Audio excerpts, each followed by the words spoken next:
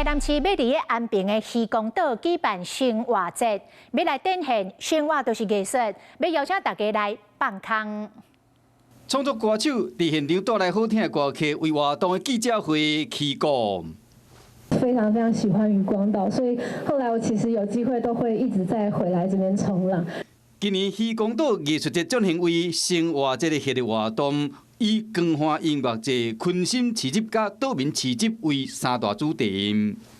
基本上我们维持低度开发，那能够让许许多多喜欢山、喜欢海、喜欢森林的好朋友能够一起来到渔光岛，享受慢活的生活，也来渔光岛看到更多的好山、好水、好海边。